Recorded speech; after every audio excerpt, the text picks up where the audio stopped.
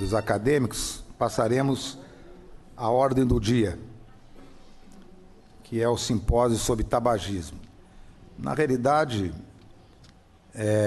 esse simpósio sobre tabagismo foi idealizado, embora eu acho que nós não os divulgamos como merecia. Walterzinho e eu, conversando sobre a importância do tabagismo no mundo atual, e acho que sempre, achamos que seria razoável fazermos um simpósio, que talvez façamos o ano que vem ele inteiro, como gostaríamos, como tinha sido inicialmente programado. Mas daí nós colocamos nessa data de 26 de outubro e observamos que 26 de outubro já tinha, na sessão da tarde, a sessão ordinária, a sessão sessão clínica patológica, que tem mensalmente. Então, não poderia ocupar a tarde da academia. E, para manter o tema, então, escolhemos 2 dos expoentes do que estavam naquele simpósio anterior. E, como ainda estão entrando, eu vou só apresentar esses slides aí, que os senhores podem acompanhar. Passa o próximo, por favor. Comentando... Passa o próximo.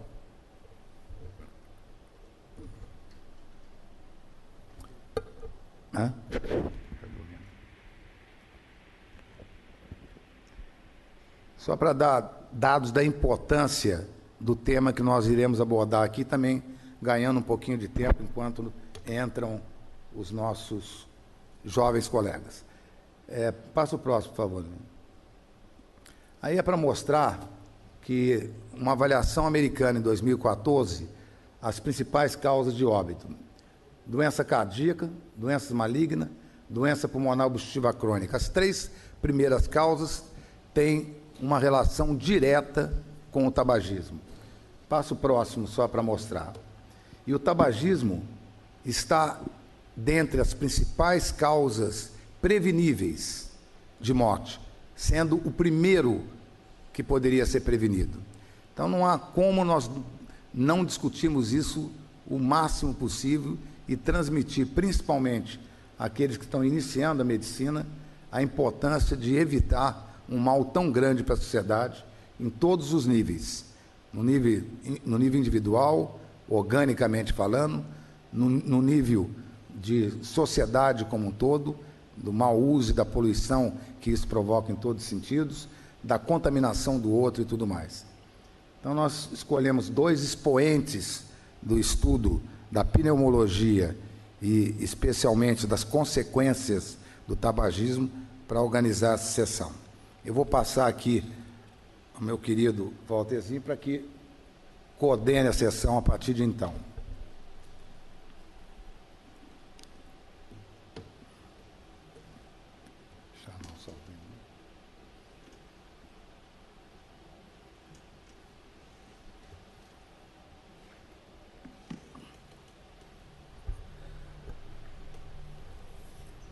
Então, para começar o nosso simpósio sobre tabagismo, eu gostaria de convidar o professor Paulo Hilário Nascimento Saldiva, da USP, patologista, que nos apresentará o tema Os Malefícios do Tabagismo.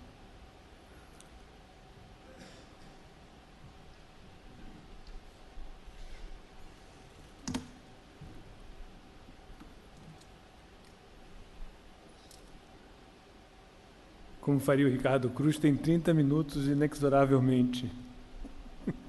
Mas estou brincando. Ricardo Cruz faria assim, brincaria. E marca o tempo mesmo.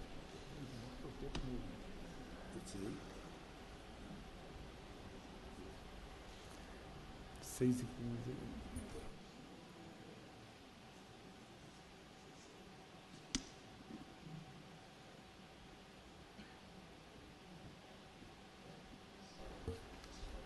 Enquanto ele se arruma lá, o Paulo Saldiva é patologista da USP, responsável por inúmeros avanços na cadeira de patologia da USP,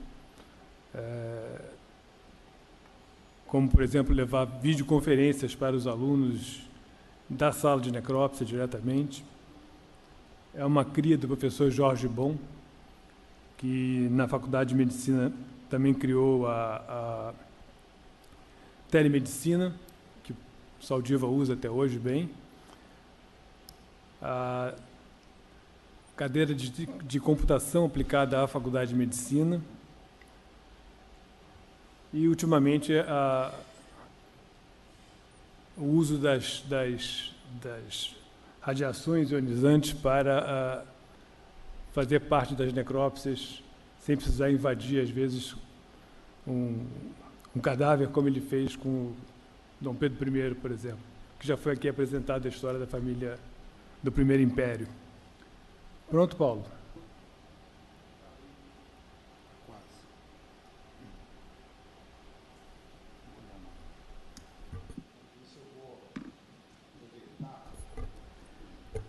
Só para lembrar que a semana que vem é feriado, nós não temos sessão acadêmica.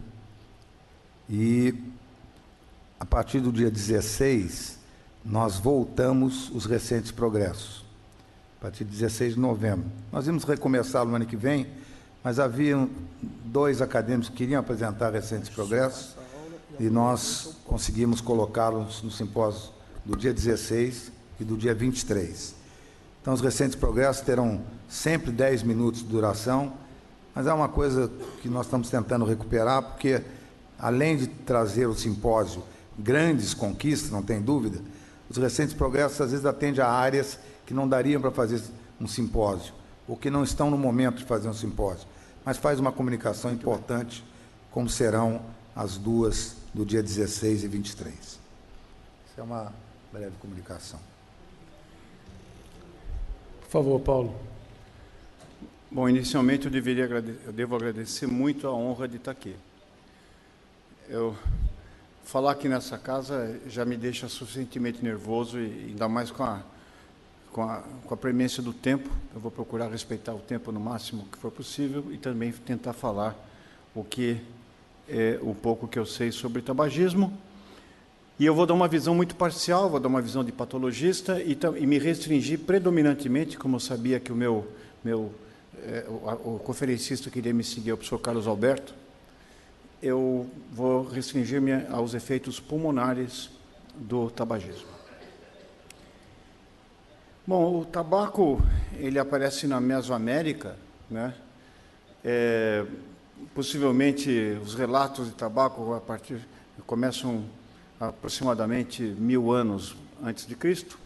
Aparentemente os índios começaram a fumar, os locais passaram a fumar o tabaco, próximo, logo depois do início da era cristã, e isso era utilizado por rituais de povos primitivos nas suas festas e também por índios.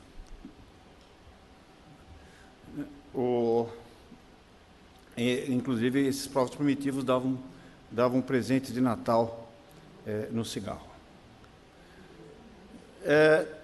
E esse era o famoso... Por que o tabaco ficou tão popular? E inicialmente era mascado, e depois ele foi trazido para a Europa, e começou-se, a partir do século XVI, começou a ser fumado, e a expressão inglesa era to drink tobacco. Porque o tabaco, ele ativa o nosso sistema de recompensa. Ele ativa os receptores neurais acetilcolínicos da região ventral do tegumento, e a partir daí existem conexões que vão fazer o estímulo que neurônios do núcleo accumbens, da amígdala e do hipocampo secretem serotonina. Então, o tabaco, a nicotina, que é o fator, digamos, psicoativo do tabaco, fazia com que as pessoas tivessem maior concentração e tivessem também uma maior resistência a atividades físicas. O tabaco entra na Europa, porque isso foi observado empiricamente pelos europeus, que viam os índios exercerem tarefas extremamente estafantes, mascando tabaco, e ele passou a ser, então, utilizado, inclusive, como medicação. Medicação, até você tem bulas de medicamentos, aonde você tem os vários usos terapêuticos, primeiro do tabaco mascado, depois ele sob a forma de chás, e finalmente ele entra como um elemento inalado. E toma partido, para isso, da grande superfície absortiva do pulmão.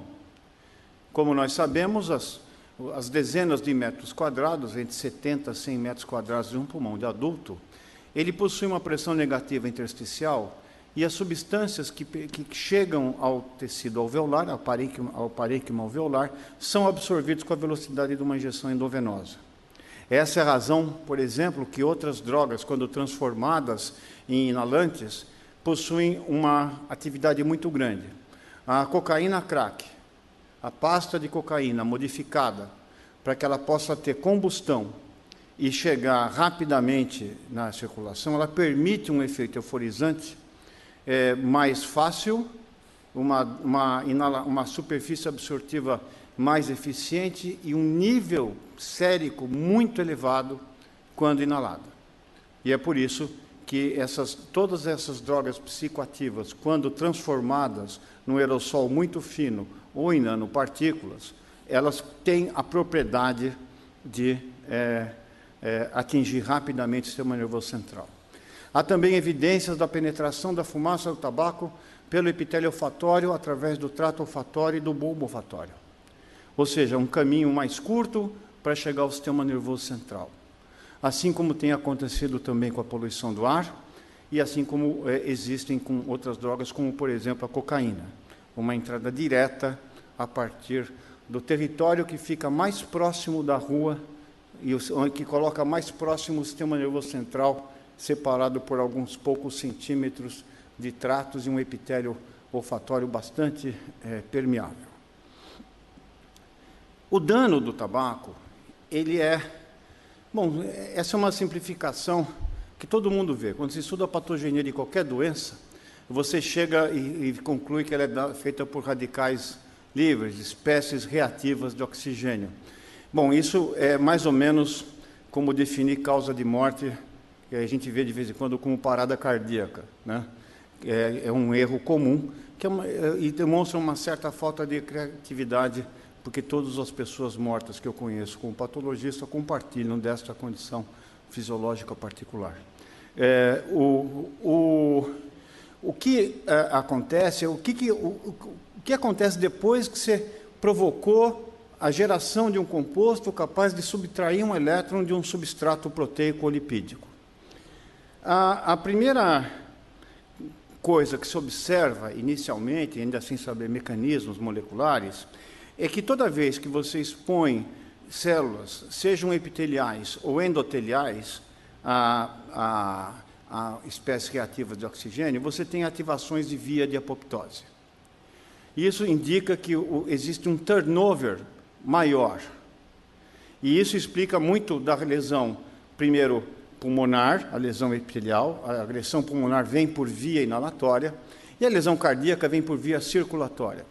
Todo fumante possui um estado inflamatório subclínico, que não tem febre, não tem sintomas, mas todos os marcadores inflamatórios, como, por exemplo, ativação de células inflamatórias circulantes, ativação do sistema de complemento e de coagulação, funcionam num ritmo maior.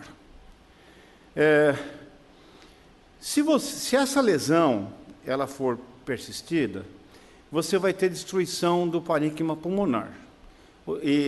Mas, antes disso, você lança a mão de mecanismos adaptativos. Esses mecanismos adaptativos vão fazer com que o fenótipo das vias aéreas e a matriz celular que a sustenta sejam alteradas. E se isso persistir durante muito tempo, você começa a ter destruição ativa do parênquima pulmonar, que se chama enfisema. Por outro lado, a ativação de mecanismos de reparo pressupõe a secreção parácrina de fatores de crescimento, que vão fazer com que você modifique os tipos celulares, você reponha as células perdidas sob uma situação de estresse oxidativo, o que pode fazer com que alguns genes controladores dos ciclos de divisão celular e do ciclo de controle da divisão celular, as várias fases da divisão celular, em outras palavras, têm paradas, períodos onde você checa a qualidade da divisão, e você pode interromper, induzir reparo, e isso funciona com as chamadas enzimas de reparo, mas se isso atingir uma proporção muito grande, você pode ter células transformadas. E esse é o grande dilema. Você põe células transformadas, ou seja, com mutações permanentes não letais, ao mesmo tempo você coloca paracrinamente fatores de crescimento, o que induz que essas células tenham mais chance de proliferar. Leia-se para isso o risco maior para câncer.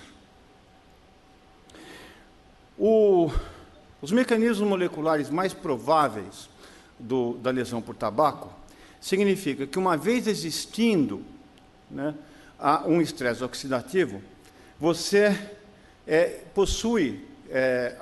ativa uma enzima chamada esfingomielinase 2. Essa enzima, a esfingomielina, ela é presente em quase todas as membranas celulares, e uma vez ativada essa enzima, ela pega a esfingomielina e transforma em ceramida. A ceramida é um potente indutor de apoptose. Ela é um potente indutor de apoptose pela via intrínseca. E com isso, você cria as condições para que você ou reponha aquelas células perdidas por apoptose, ou tenha na incapacidade de repor na mesma quantidade, você pode mudar aquele epitélio original por um outro epitélio mais resistente, chama-se isso metaplasia. Você pode mudar o epitélio definitivamente, chama-se isso, você pode ter, então, uma transformação da célula, e com isso você vai ter lesões pré-neoplásicas que podem ser resolvidas ou não. Acho que isso é demais, nessa hora, eu colocar todas as flechas. Eu já falei de índio no começo, talvez seja impossível a gente colocar isso para frente. Qual que é a primeira resposta estereotipada do pulmão frente a uma agressão? Isso foi uma autópsia que eu fiz para aluno do indivíduo tabagista, dá para ver claramente a presença de deposições de carbono. Opa, errei o botão. Deposição de carbono na pleura, mas a característica maior é a presença dessa hipersecreção mucosa. O muco, ele está longe de ser uma proteína, um filme inerte. Ele é um sanduíche de proteoglicanos, algumas glicoproteínas de cadeia longa, possui também uma grande quantidade de IgA, e existe uma estrutura desse muco que é bastante eficiente, que tendo lisozima, lactoferrina, bactericidas inespecíficos, além de ácido ascórbico e outros antioxidantes naturais. Essa é a razão pelo qual, senhores, a gente pode, por exemplo, digerir. Durante a digestão, por exemplo, o pH gástrico chega ao redor de 1,5, mas logo abaixo do filme mucoso você tem um pH de 7. Você tampona algumas unidades de pH dentro de um filme de 1 milímetro, 1,5 milímetros. E é por isso que, quando você tem uma bactéria que destrói esse muco, as propriedades, e quebra a estrutura do muco, você tem a autodigestão da mucosa, e isso foi o Helicobacter pylori, é o mais, que agora virou Gastropyrilum hominis. Esse muco, ele é removido, a gente produz mais ou menos por dia em torno de 100 ml. E ele vai ser removido sem a gente perceber, através do batimento coordenado de cílios, que funcionam como remar, né? Eles ficam de pé, tocam a fase mucosa, gel, voltam, se horizontalizam em relação à superfície do epitélio e voltam pela hipofase sol. É assim, o remador coloca o remo na água e volta pelo ar.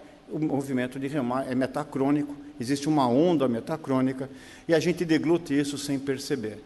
Alguns pneumologistas antigos, na falta de, por exemplo, conseguir o becar no escarro, pesquisavam no suco gástrico, porque exatamente o bacilo era transportado pelo aparelho mucociliar e ele se acumulava dentro da secreção gástrica.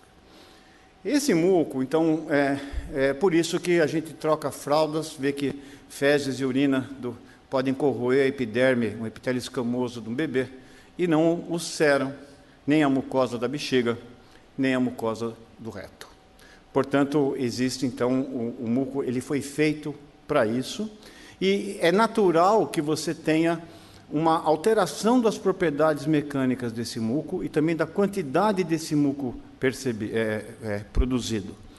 todo fumante leve, quando ele tem em torno de 5 maços ano, se você medir clearance mucociliar desses indivíduos, ele é mais eficiente.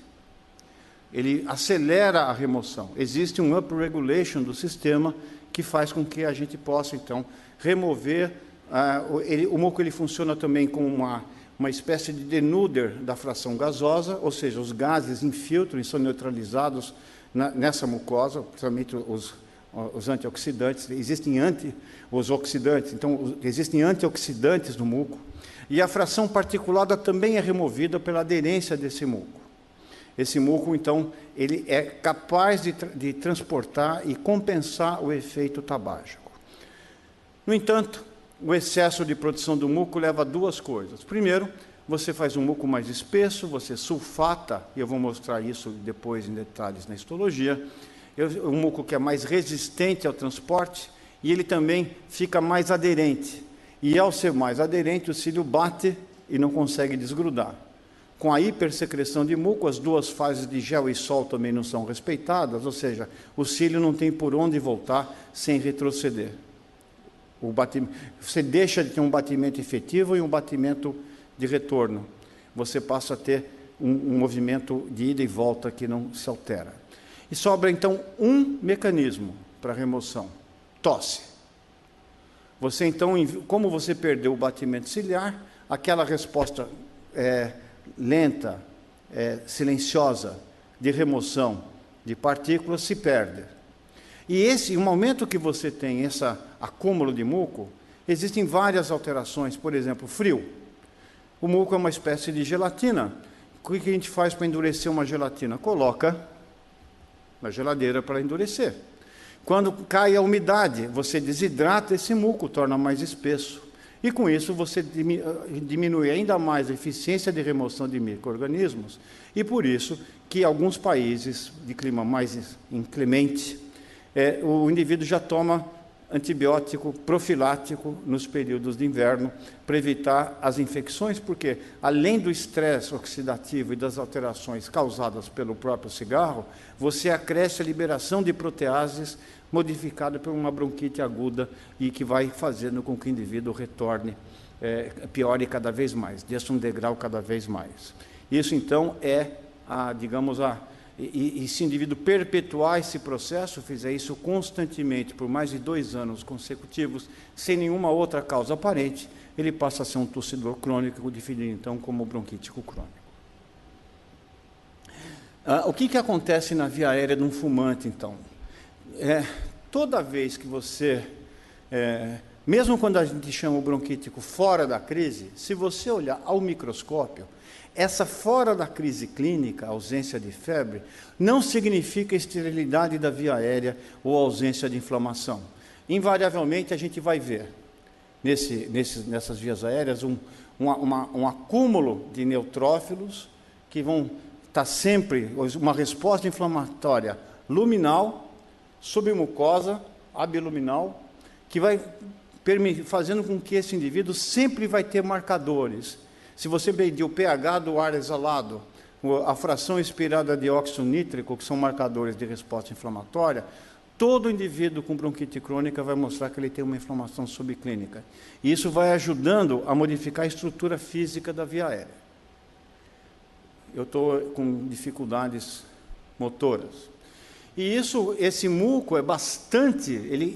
o que acontece também? Você, para produzir mais muco, tem que colocar mais células mucosas. Consequentemente, você perde células ciliadas. Você aumenta a carga, diminui o transportador. E, com isso, você perpetua essa relação, faz um muco espesso, e esse muco espesso vai ser, então, retido, e retendo o muco, você se torna mais vulnerável à ação de patógenos inalados. No continuar da lesão, você substitui o epitélio mucoso por um epitélio escamoso. Ou seja, você coloca um epitélio semelhante à da pele, o que é muito mais resistente à ação das substâncias que o cigarro contém, mas ele não tem nenhuma propriedade de defesa. Lembre-se que a peça secretora do IgA, que é o principal defensor da imunoglobulina das vias aéreas, é um dímero onde a peça secretora é feita pelas células mucosas neutras. Quando você coloca mais células ácidas, essas coradas em azul, você perde peça secretora e você tem uma imunodeficiência localizada por menor efetividade do IgA. Esse carbono, ele impregna a pleura e desenha o lóbulo pulmonar com carvão. Eu cheguei a fazer um lápis.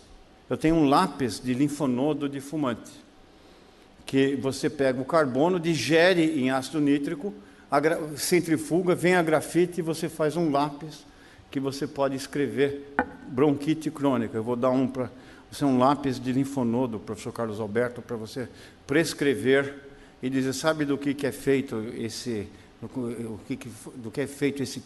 essa coisa que eu escrevo?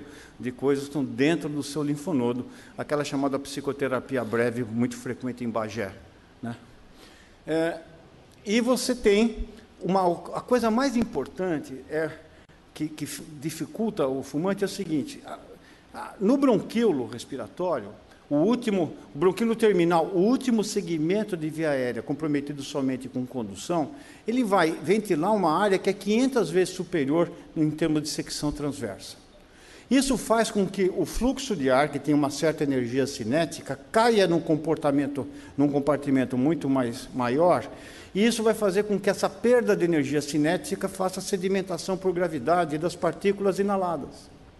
Então, entre uma inspiração e uma expiração, as partículas depositam ao redor dos bronquíolos respiratórios, provocando uma reação e dando um aspecto inflamatório que é chamada bronquiolite respiratória, que é esse aspecto de fibrose e distorção das pequenas vias aéreas. Isso faz, como é uma zona silenciosa, você tem essa chamada zona silenciosa do pulmão, porque a reserva do pulmão é funcional muito grande, você pode ter um dano muito grande das pequenas vias aéreas antes que você pegue na função pulmonar. E isso também promove duas coisas. Essas vias aéreas, elas são mais espessas e fecham precocemente durante a expiração, porque elas são comprimidas, e ao mesmo tempo, o músculo, que existe aumento de colágeno e de músculo, quando o músculo fecha, por ele não estar ancorado adequadamente, eu vou mostrar isso mais tarde, nas paredes alveolares, ele não encontra resistência, então ele desenvolve hiperreatividade brônquica, pelo desacoplamento mecânico entre essas pequenas vias aéreas e o parênquima circunjacente. E isso mostra claramente uma via aérea espessada, uma bronquiolite respiratória.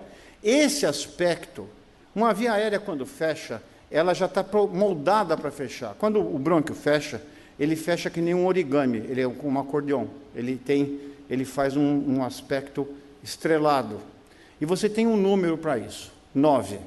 São 9 dobras de bronquíolo, em lugares pré-determinados para dobrar. Porque esse segmento que entra para a luz, ele tem fibras elásticas que ajudam a puxar.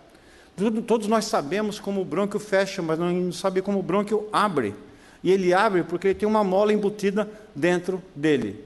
E esse processo inflamatório destrói a mola. Resultado, o brônquio fecha muito mais fácil do que abre. Ou seja, é uma estrutura, então, que dá uma obstrução de pequenas vias aéreas. E, ao mesmo tempo, a hiperinsuflação associada ao ambiente inflamatório que existe aqui digere as paredes alveolares, dando um quadro de dilatação de espaços aéreos que a gente conhece por enfisema. Então, esse é mais um aspecto de um pulmão normal, humano normal, com um pulmão de bronquítico crônico, para mostrar a bronquiolite respiratória e esses grandes espaços aéreos que aumentam o espaço morto, o indivíduo fisiológico do paciente. E aqui eu vou falar um pouquinho da mola, estou descrevendo um pouquinho a mola, onde existe uma mola, aqui um tecido elástico verdadeiro, que se comunica com o tecido elástico alveolar. Então, o bronquíolo ele não está independente, ele fecha, mas se opõe a esse fechamento à tensão armazenada dos alvéolos. Quando você puxa a musculatura inspiratória, esses bronquíolos abrem. Quando você perde esse acoplamento, o brônquio já fica mais fechado, na hora que você vai exalar, ele fecha. E aí você não consegue se livrar do ar, começa a reter ar e, consequentemente, reter CO2.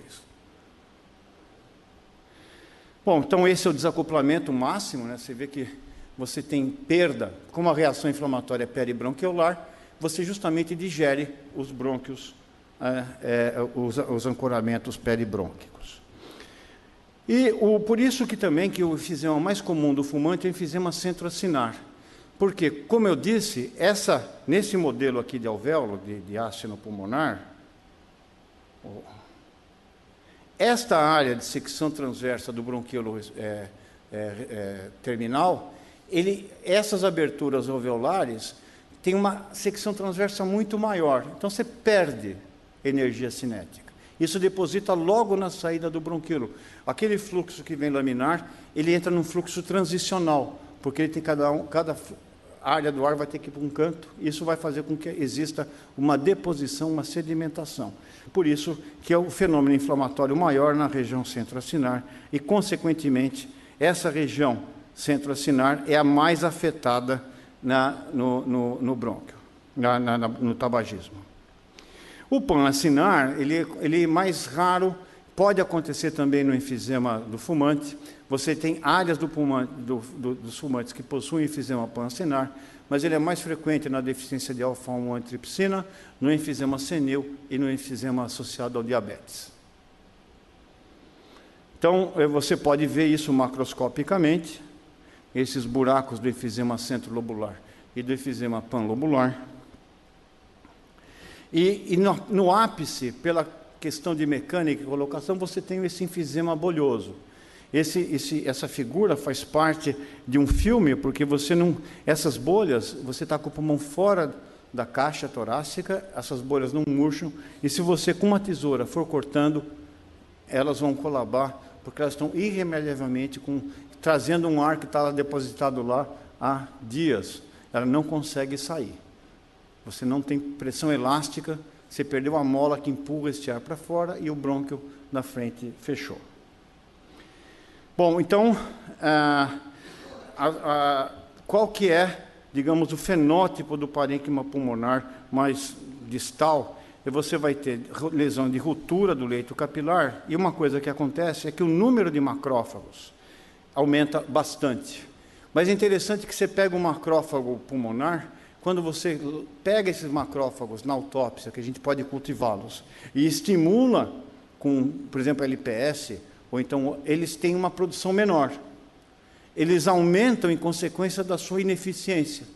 Eles não conseguem internalizar e têm principalmente deficiência do sistema de chaperonas, que vai fazer com que você internalize e crie fagossomos. Então, você perde. Então, o segundo mecanismo de aumento da infecção nos DPOCs é perda do aparelho da defesa mucociliar, perda da eficiência do IgA de parede e menor eficiência fagocítica do sistema imune inespecífico.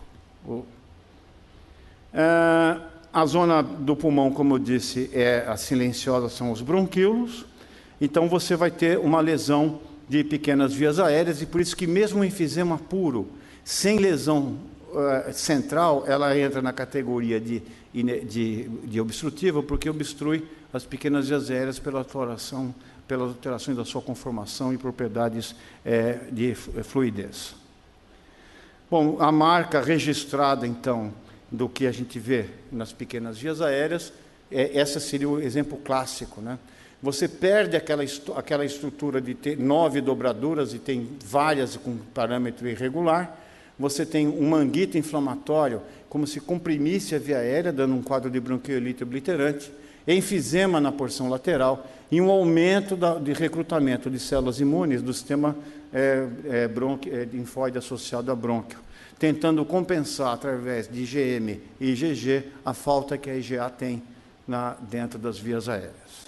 Você muda o perfil, então, de imunidade, de uma imunidade de mucosas para uma imunidade sistêmica, que é menos efetiva nas condições que o pulmão precisa. A hipersecreção de muco é outra característica objetiva. Não é raro vermos esse acúmulo de muco obstruindo as vias aéreas. E quanto mais a gente tem, quando a gente compara isso, e um trabalho já antigo da Marina Saeta, mostrando que o fumante que faz a doença clínica, ele tem um aumento muito grande do número de células mucosecretoras, e elas desempenham um papel importante na patogenia da doença.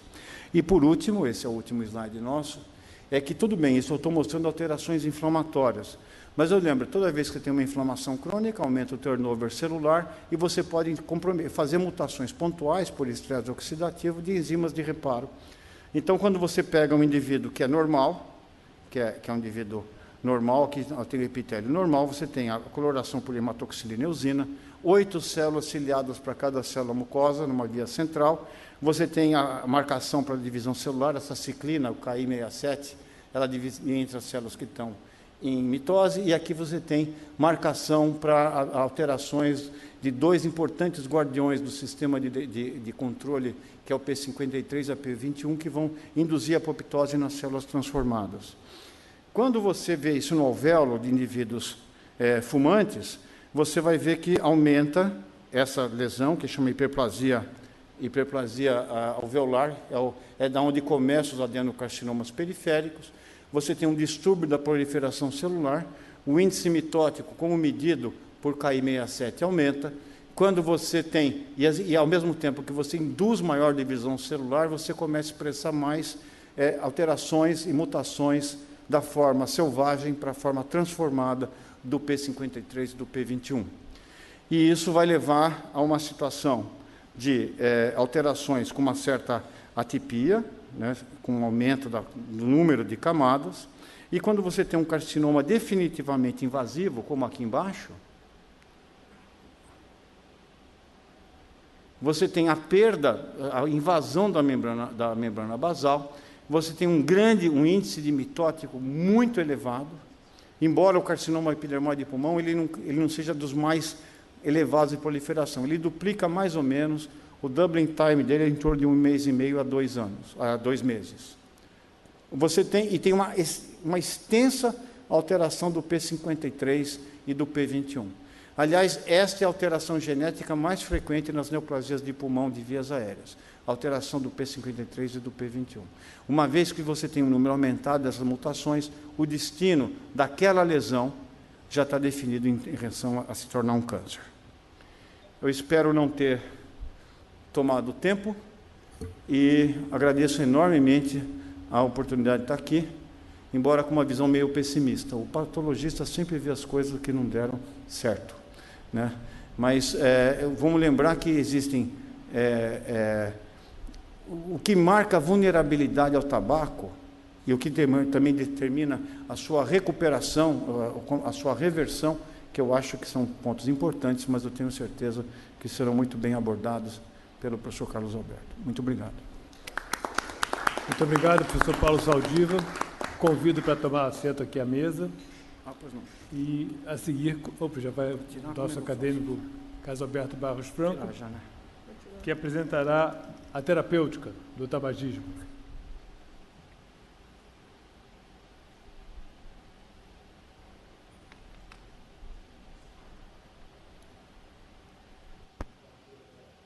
Estar aqui com vocês e é um prazer grande e agradeço a ter a oportunidade de participar junto com o professor Paulo Saldiva de uma apresentação, coisas que nós fazíamos com muita frequência nos congressos de pneumologia. Há algum tempo não temos a oportunidade de estar juntos, então, professor Saldiva, é um prazer estarmos juntos aqui. Não existem conflitos de interesse em relação a essa apresentação. E, em verdade, a primeira pergunta que eu acho que todos nós fazemos é: por que o fumante simplesmente não para de fumar? Porque, em verdade, os problemas ligados ao tabagismo são conhecidos basicamente por todos. Quer dizer, todo mundo, se colocar problema do tabagismo no Google, vai ver, evidentemente não com o mesmo brilhantismo que o professor Saldiva apresentou, mas vai mostrar que existem doenças. Quer dizer, é um pouco chover no molhado, conversar com alguém que está fumando sobre as doenças que o tabaco produz, porque, em verdade, isso tudo já é conhecido.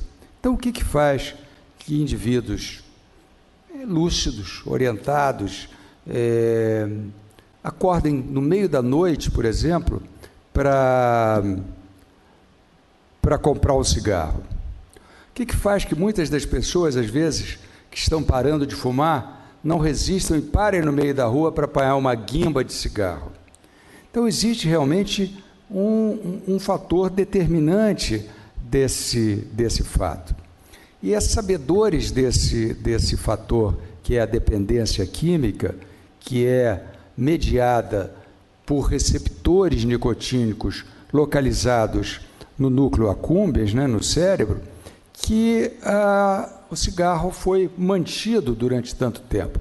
Quer dizer, o fundamental não é o fato do indivíduo aspirar qualquer tipo de fumaça. Eu digo sempre, se o cigarro não fosse feito de nicotina, mas, por exemplo, de folhas de chuchu, certamente não haveria a quantidade de fumantes que existe. Então, em verdade, o fumo é uma doença. Então, hoje em dia, no passado, você colocava o fumo na história social. Você fuma, você bebe. Hoje não. Você coloca como uma doença. Fumante, independente dele ter todas as outras doenças associadas ao tabagismo, ele já é uma pessoa doente, porque não é uma pessoa que tem uma doença de dependência, que é agravada, evidentemente, por algumas pessoas que têm uma tendência à compulsão. Então, a nicotina age exatamente nessa zona do cérebro, no núcleo accumbens, determinando, então, as duas características básicas de produtos que causam a dependência. A primeira delas é o fator da recompensa. Quer dizer, o cigarro, a nicotina é uma droga prazerosa.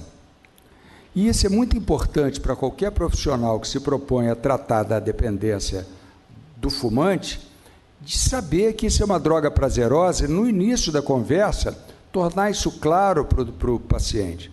Porque se você disser, olha, meu, fumo é uma coisa horrorosa, é muito ruim, e ele te pergunta para o senhor já foi fumante?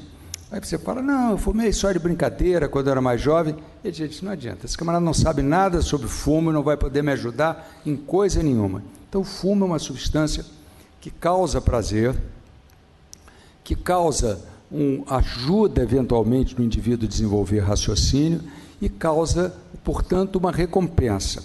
E isso é que faz com que o fumante se ligue e muitas das vezes, como eu tive ontem no consultório, eu não vou querer parar de fumar, é a coisa que eu mais gosto na vida, né? O segundo ponto importante é que o indivíduo, uma vez decidido que quer parar de fumar, geralmente porque apareceu alguma doença, ele, ao tentar, ele tenha uma série de perdas que caracterizam a abstinência. Então, essas perdas são marcantes.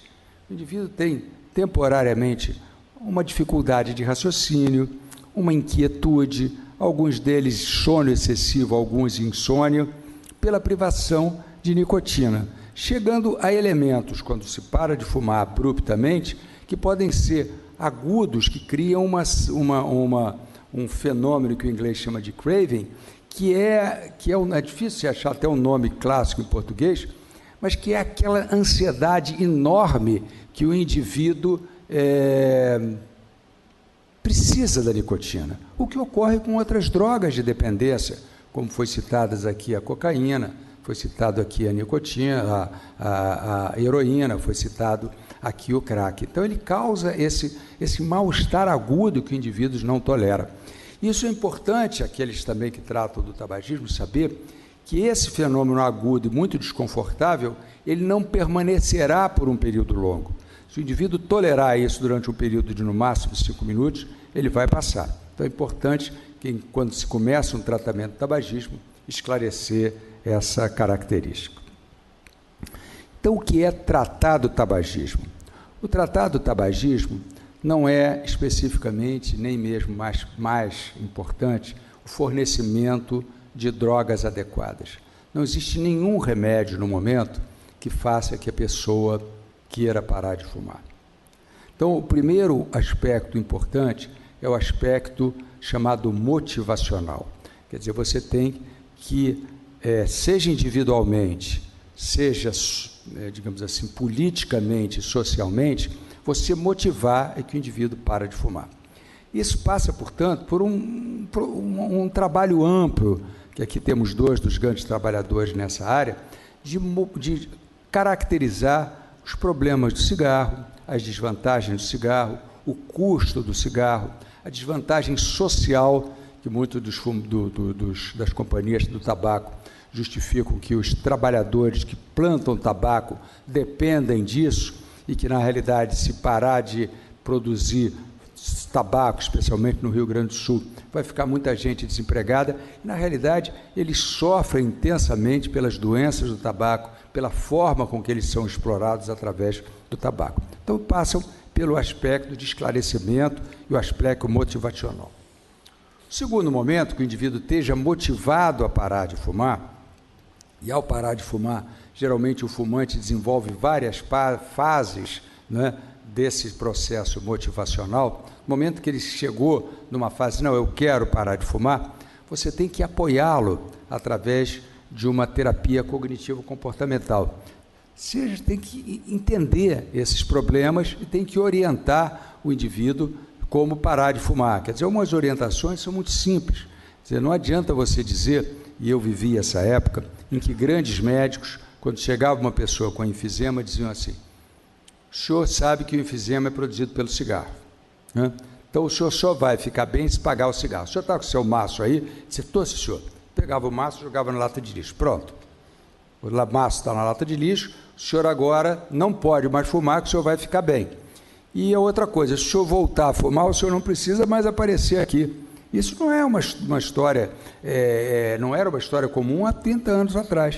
Quer dizer, não era uma falta de compreensão que esse indivíduo ele tem uma doença, que ele tem que ser motivado, que ele tem que ser acolhido e que tem que ser acompanhado, né? Então, isso faz parte do tratamento de forma importante. E, finalmente, é claro que, como parte do tratamento de suspensão do tabagismo, existem remédios que não motivam o indivíduo a parar, que não estimulam a pessoa a parar, mas facilitam, ou melhor, diminuem as dificuldades e os efeitos colaterais da suspensão do tabagismo. Então, é importante entender que este remédio vai diminuir o mal-estar do tabagismo e, eventualmente, diminuir a possibilidade de que o indivíduo, no momento de grande desconforto, volte a fumar. Mas não é um fator que vai resolver o tabagismo. Resolver o tabagismo com remédio, evidentemente, não existe. Bom, então vamos ver o que se pode falar. Você tem que esclarecer o indivíduo.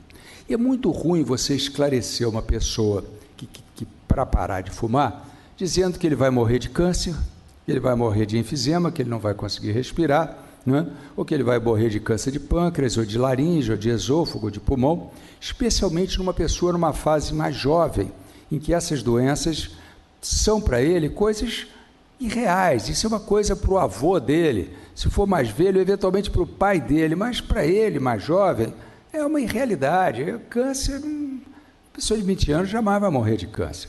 Então você tem que procurar estimular fatores que justifiquem ele abrir mão de uma coisa que é prazerosa em troca de alguma coisa que ele poderá perder. Então, é claro que essas doenças mais graves têm que ser faladas, mas tem que ser estimulados alguns fatores que, eventualmente, pensem. E um deles é a diminuição da sua atividade sexual. Quer dizer, o fumo é uma substância que dificulta a atividade intelectual, quer dizer, a potência sexual, que é uma substância que altera e facilita o envelhecimento.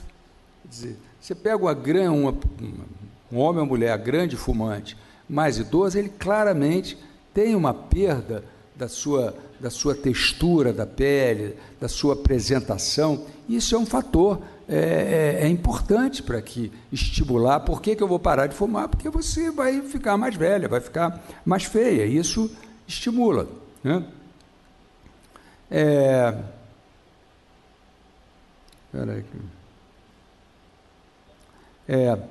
O outro aspecto é o aspecto de exercício físico. Então, uma jovem que pratica exercício físico, algum que eventualmente quer disputar um exercício, uma atividade esportiva, ele claramente vai sair em deficiência em relação ao não fumante. O fato de fumar não impede que ele venha a ser um grande campeão da atividade que ele escolheu, mas ele já vai sair com um handicap de perda por ser um indivíduo fumante. Outro aspecto também que deve ser lembrado são as perdas em relação à estética, em relação ao cheiro de cigarro, não é? A perda dentária, quer dizer, conversando com o dentista, é muito claro isso, a doença periodôntica é produzida pelo cigarro e a grande perda estética que o indivíduo tem. Um outro momento importante de se trabalhar na motivação é durante a gravidez.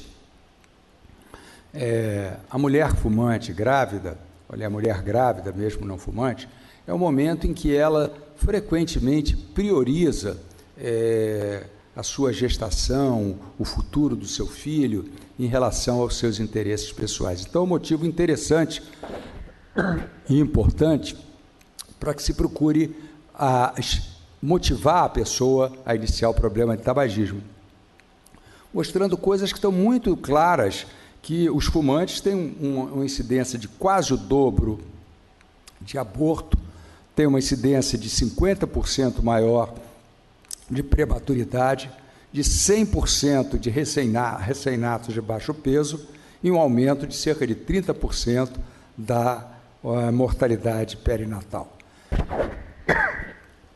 Os programas governamentais que foram desenvolvidos aqui foram vários, e importantes também como fatores motivadores.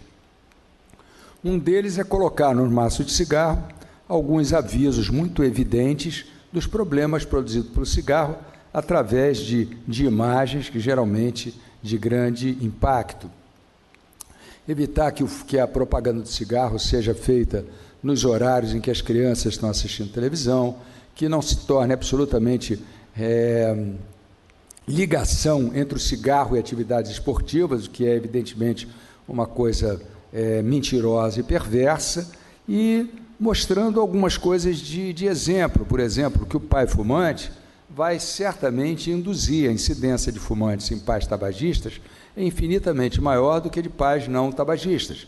Então, é importante que o pai, ao fumar, ele não só está prejudicando seu filho em relação ao tabagismo passivo desde a infância, como também estimulando que ele venha a ser um portador das mesmas doenças que o pai vem apresentando.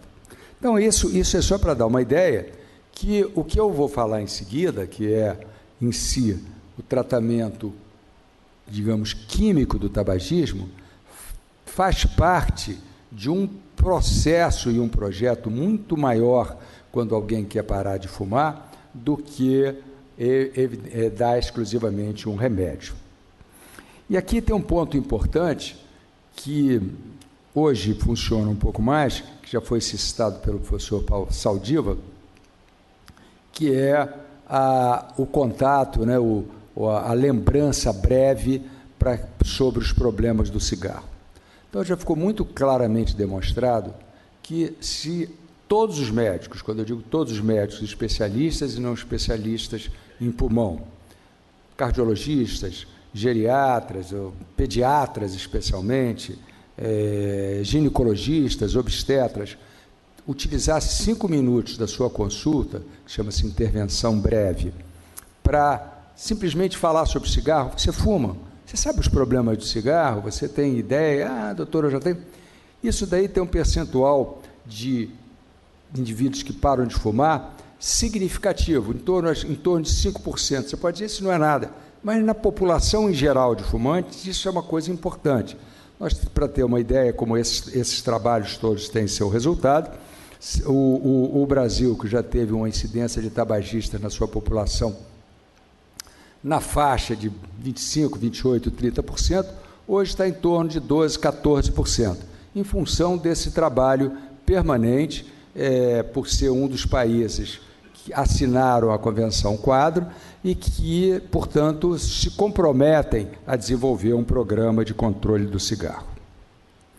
Bom, entrando, portanto, digamos assim, na fase específica dos produtos que são utilizados para diminuir ou minimizar a dificuldade em parar de fumar, nós teríamos, basicamente, duas linhas de produto, que é a primeira linha, que são os produtos com comprovação por auxílio na suspensão do tabagismo, que está em preto, embaixo aparecem em letras claras aí na projeção, eu acho que nem em letras claras aparece, que são os medicamentos de segunda linha, que são produtos que são utilizados quando não pode, por algum motivo, usar a primeira linha, mas que tem um resultado pouco comprovado, e depois eu vou só no final falar o que se espera com o futuro para auxiliar aqueles que desejam parar de fumar. Eu quero dizer o seguinte, que interessante, que cerca de 70% a 80% da população de fumantes deseja parar de fumar, né? Um pouco deles sequer confessa isso com medo de falhar, mas, na realidade, se lhe for oferecido uma alternativa, eles gostariam de parar de fumar. O primeiro deles, e o mais antigo, é a reposição de nicotina. Então, isso fica muito claro. Ora, se a nicotina é a droga que trata o prazer, e se a nicotina é a droga que, se retirada, causa possivelmente a recaída pela crise de dependência, se estuda maneiras de você fornecer a mesma substância em doses menores, de formas menos prazerosas, que busca reduzir os sintomas da dependência de nicotina, né? E muitas dos fumantes dizem, não, mas eu não quero fazer nicotina, se eu estou querendo me livrar delas, mas na realidade é muito mais simples tirar uma nicotina, dado sob o ponto de vista médico, do que a nicotina do cigarro. A nicotina do cigarro, a gente diz sempre, a forma de causar dependência pelo fumante é uma forma que se diz de demo, né? Porque você dá nicotina, ela chega no alvéolo, em 4 segundos ela bate no cérebro, produz o aumento de substâncias farmacologicamente ativas, adrenalina, noradrenalina, e causa o prazer. Então, em 4 segundos, você sai de uma tragada ao prazer.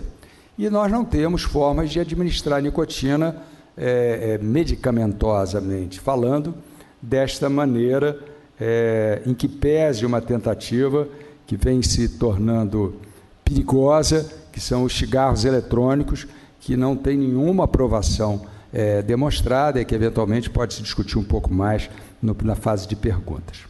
Então, o mais usado é a reposição de nicotina, através dessas 5 maneiras. O adesivo, que é um adesivo transdérmico, né? A goma de mascar, a pastilha. No momento, a inalação e o aerossol. No momento, os 2 existentes para uso no Brasil e compra na farmácia são o adesivo transdérmico e a goma de mascar. Como é que funciona o adesivo? É um adesivo, um PET, né, como qualquer um, que tem níveis mais altos de nicotina, níveis médios e níveis mais baixos.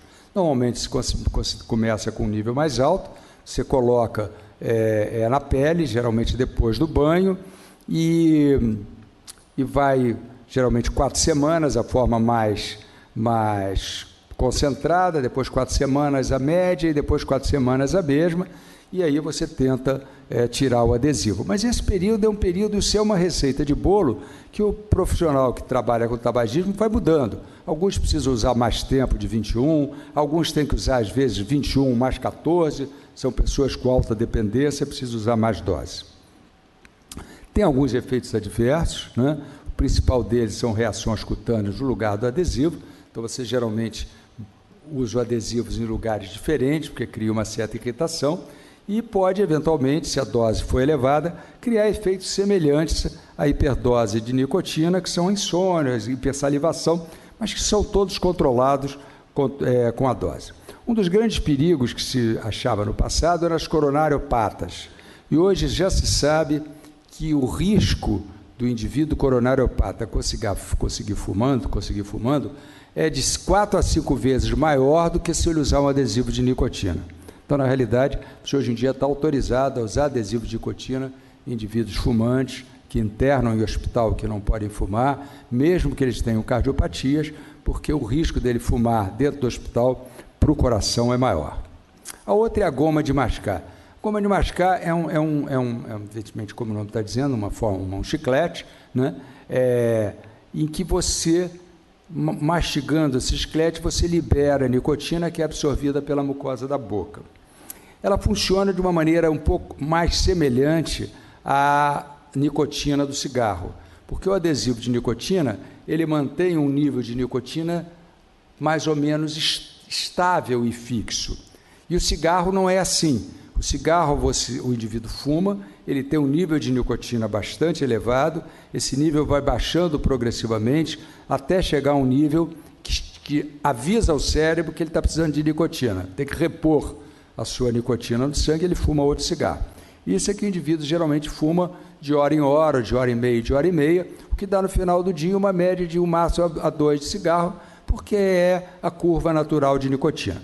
Então você pode mastigar o chiclete, até, se necessário, de hora em hora, e pode usar uma mastigação extra no momento que ele tiver a fissura, tiver um momento que ele está muito angustiado, né? Ele usa normalmente também por em torno de 2 a 3 meses, e tem algumas poucas pessoas, eu tenho pelo menos 2 pacientes, que largaram o cigarro, mas não largaram o chiclete, né? E não conseguem largar o chiclete. Eles continuam dependentes da nicotina. É um grande lucro, porque na realidade ele diminuiu os efeitos, né, das 41 substâncias que tem no cigarro ao efeito colateral de uma só, que é a nicotina, que evidentemente não é uma substância benéfica, mas ele já tem alguma vantagem. Depois nós entramos em 2 produtos que são bem mais recentes, que são a bupropiona, o primeiro e o outro eu vou falar em seguida. A bupropiona é uma substância que foi lançada nos Estados Unidos como antidepressivo. Se chama ainda Wellbutrin. Esse era uma substância antidepressiva bastante interessante, com bons resultados, em que era um inibidor seletivo de recaptação de noradrenalina e dopamina. Então, ele aumenta os níveis de noradrenalina e de norepinefrina no cérebro, e com isso eles tratavam da depressão. Se verificou que muitos dos deprimidos que usavam essa substância diminuíam e alguns temporariamente abandonavam, porque diminuía a vontade de fumar, né? Então, ele tem eliminação hepática, tem uma eliminação renal pequena, e é administrado de maneira simples. Você é um comprimido de 150 miligramas, você dá uma vez por dia durante geralmente 3 a 7 dias, e depois você passa para 2 vezes por dia. O grande efeito colateral, aqui vão ficar listados, um deles é insônia, então você não deve usar a bupropiona após as 17 horas, né? E dos outros efeitos colaterais, você tem boca seca, pode ter um pouco de tentura, discreta hipertensão, cuidado em quem é hipertenso, e tem um efeito, às vezes, que, quando acontece, você tem que suspender, que é tremor. As pessoas apresentem muito trêmulo, e pessoas que têm história convulsiva também deve ser usada com cuidado. É uma substância muito interessante e tem o grande benefício de poder ser usada associada ao adesivo de nicotina. Então, você pode usar a bupropiona e, eventualmente, um tratamento associado com um adesivo. A mais recente substância, que nem recente é a vareniclina. É interessante quando você trata com a bupropiona, que no Brasil ele tem, nos Estados Unidos também, ele tem nomes diferentes, né, com a mesma substância, porque às vezes quando você quer tratar um dependente de fumo, de cigarro, com a bupropiona, ele não aceita porque ele não é deprimido. Quando quer tratar o depressivo com a bupropiona, ele não aceita porque ele não é fumante. Então, por isso, tem nomes comerciais diferentes, né? Mas a substância, basicamente, tem ação antidepressiva e tem ação para diminuir os efeitos colaterais da suspensão do cigarro. A outra é a vareniclina. A vareniclina, quando foi lançada, digamos assim, o mecanismo farmacológico é fantástico, porque ela é uma substância nicotina símile, quer dizer, ela tem, digamos assim, a disposição molecular da substância semelhante à nicotina. Então, ela também se liga ao receptor nicotínico e ele também produz alguns efeitos nicotínicos ao nível do sistema nervoso central. Então, e não cria, como a nicotina, a dependência química de forma tão marcada e não traz os benefícios de forma tão marcada. Então, a droga é bastante interessante, porque ela substituiria a nicotina. Reduz, evidentemente, a fissura, o sintoma de abstinência, pela sua atividade agonista nos receptores nicotínicos. Ela quando vem, a pessoa já compra essa substância fornecida desta maneira, você começa com um comprimido de 0,5 miligramas, usa 3 dias, depois 2 de 0,5 e depois passa para de 1 miligrama 2 vezes ao dia. Tem alguns efeitos colaterais a esse produto, como tontura, aumenta um pouco o apetite, alguns ficam sonolentos, mas o grande efeito que deve ficar atento e que houve alguma dificuldade, inclusive nos Estados Unidos, num período, saiu algumas jornais de imprensa leiga, foi o possível aumento de ideias suicidas, né? Então, realmente, quando ocorre um doente tem algum distúrbio comportamental importante, tem história familiar de suicídio, é uma droga que você ou não deve usar, ou se usar, deve usar com todo o cuidado possível, porque é um efeito colateral raro, mas que existe. Em relação à eficácia, poderia ser pergunta, qual é o remédio melhor? Usando o adesivo de nicotina como um índice 1, em função de ser um dos produtos mais antigos, nós estamos vendo que tanto a vareniclina quanto a nicotina têm uma probabilidade de sucesso maior. A vareniclina 60% e a nicotina 2%. E os demais produtos têm praticamente o mesmo resultado. Isso, portanto, justifica, em casos mais rebeldes ou mais difíceis, de você fazer associações de algum ou outro desses produtos e associação medicamentosa. E, no momento, uma grande possibilidade de resposta é a imunoterapia. Interessante que a imunoterapia contra o tabagismo é muito semelhante à imunoterapia contra a alergia. É a injeção de substâncias que estimulem a produção de anticorpos IgG, que funcionarão como anticorpos bloqueadores. É o mesmo princípio da vacina contra a alergia. Então, esses anticorpos IgG se ligariam, nós estamos vendo aqui o efeito da nicotina, que na realidade ela circula, ela atravessa a barreira hematoencefálica e se liga ao receptor nicotínico. A ideia é que, na realidade, produzindo esses anticorpos IgG, que se ligariam à molécula da nicotina, passando a ser um complexo antígeno-anticorpo de tamanho maior, que não permitiria sua passagem capilar e, portanto, não se ligariam ao receptor nicotínico. Então, isso seria uma substância que poderia ser usada nos fumantes, poderia ser usada, inclusive, nas pessoas de risco em vir a fumar, porque o cigarro não ia trazer prazer, ou seja, o cigarro seria o sonho de todo o grupo que trabalha contra o tabaco, que seria o cigarro que eu falei no início, da folha de mamão. Então, basicamente era isso, agradeço aí pela atenção de vocês. Muito obrigado, acadêmico Barros Franco. Por favor, tome assento aqui à mesa.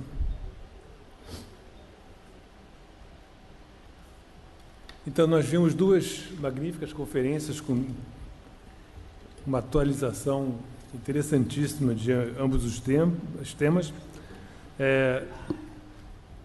Paulo tocou no assunto que nós falamos em sala de aula, que é mais difícil expirar do que inspirar durante a crise asmática, mas nunca o mecanismo foi tão bem elucidado com essas molas e 7 pregas, etc., 9, aliás, que ele falou aqui.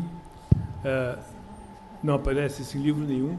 E é muito interessante para explicar para os meninos da sala por que é que acontece essa dificuldade, principalmente respiratória, né? Se fala da quebra da interdependência, mas não se chega a explicar exatamente como Vossa Senhoria explicou aqui. Foi muito interessante.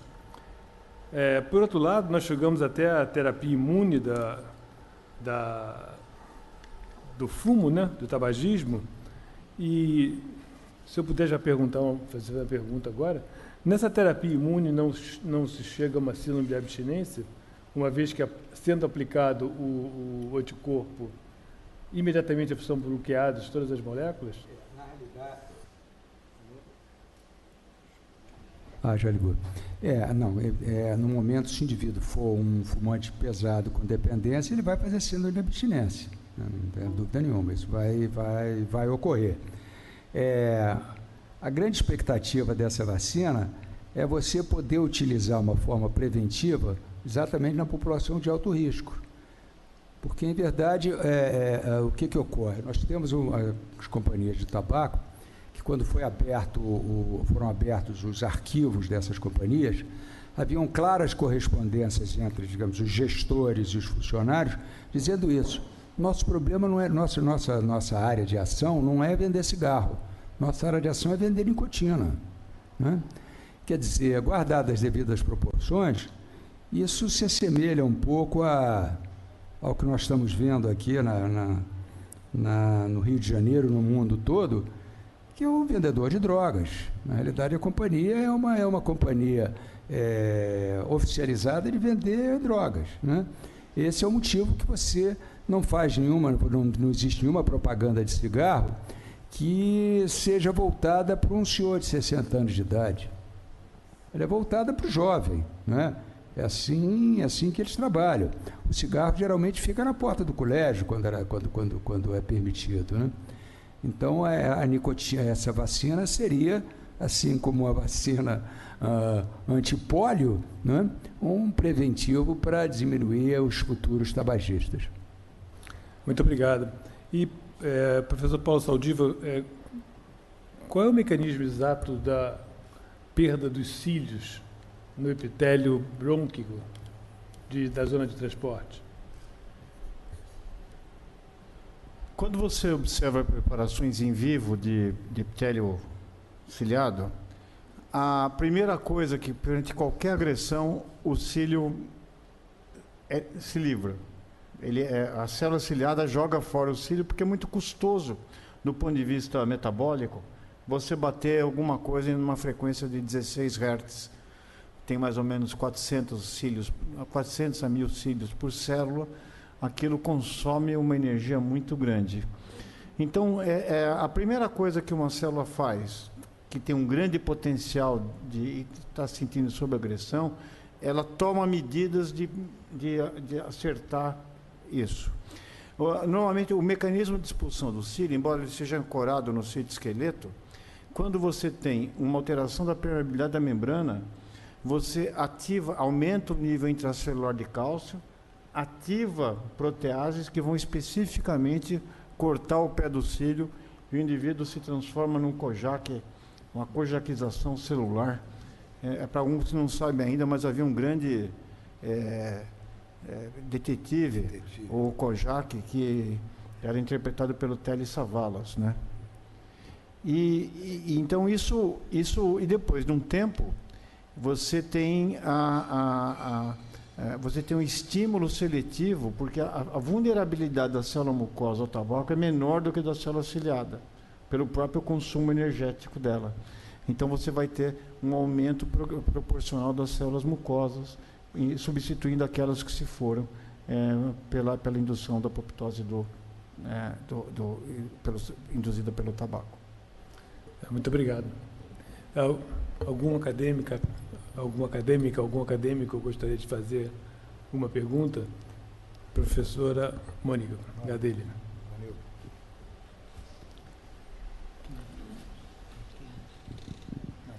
Parabéns pelas apresentações, foram muito interessantes. A minha pergunta é para o professor, para o acadêmico Barros Franco. Eu vejo no consultório hoje muito que os jovens assim fumam muito pouco. É raro eu, numa anamnese, ter a resposta sim para o tabagismo. Por outro lado, o álcool aumentou muito, né? Principalmente nos adolescentes. Eu tenho até filha adolescente, né? É uma lástima como o adolescente bebe hoje em dia, né? Mas o tabagismo não, é meio como se fosse uma coisa até fora de moda entre eles. Eles acham até meio esquisito. Eu queria que o senhor comentasse isso. O que fez com que essa nova geração, eu acho que isso talvez vá até, sei lá, 30, 40 anos, o que fez com que realmente se parasse com o vício, com o tabagismo? Porque é uma mudança muito grande da época que eu fiz faculdade, que na anamnese quase todo mundo era tabagismo, e hoje em dia. Então, até em termos de percentual, se o senhor pudesse dar uma noção de qual é o percentual da população que fuma hoje nas diferentes faixas etárias e o que mudou tanto o perfil do tabagismo. E se o álcool aumentou. Eu sei que não é o tema, mas assim eu percebo uma diferença muito grande hoje em dia. Obrigado pela pergunta.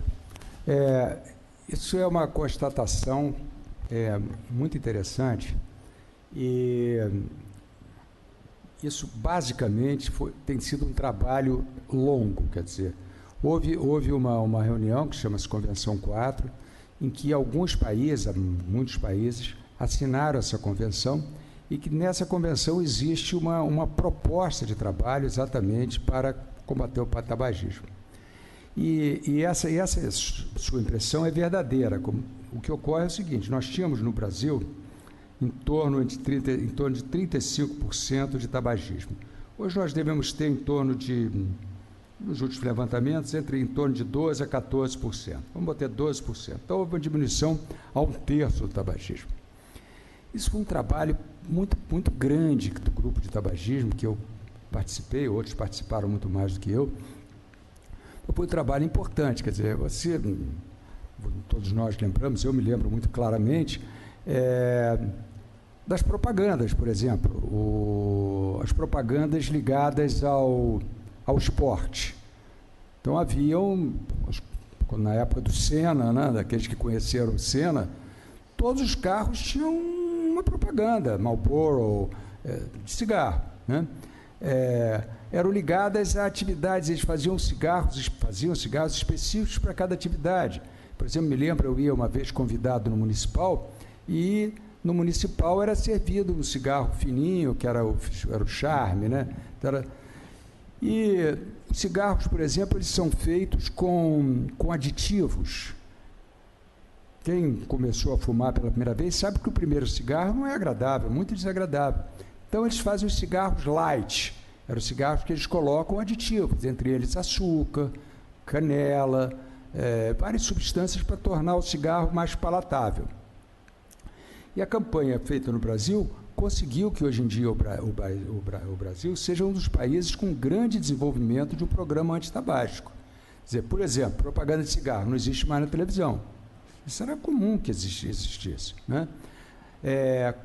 Propaganda de cigarro ligada a atividades esportivas não é permitido.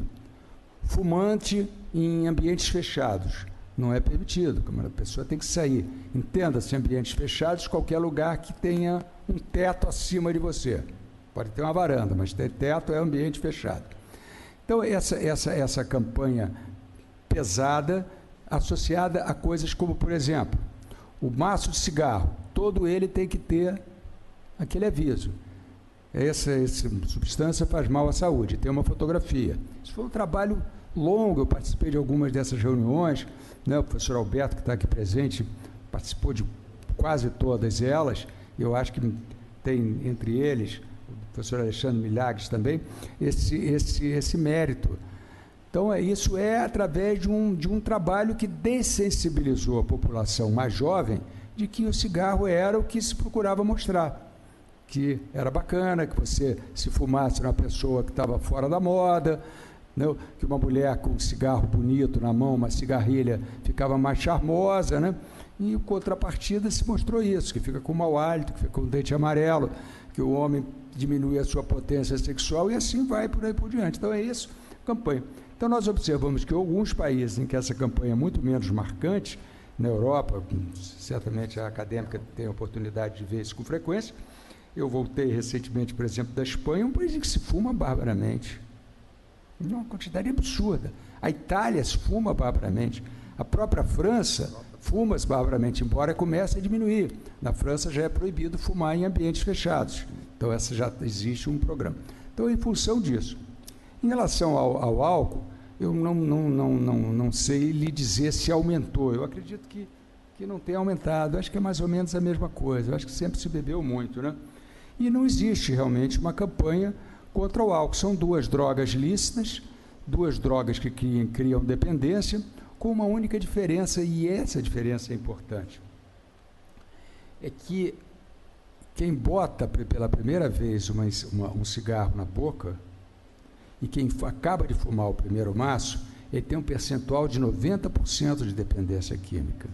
E quem bota o álcool na boca tem uma percentagem de menos de 10% de ter dependência química.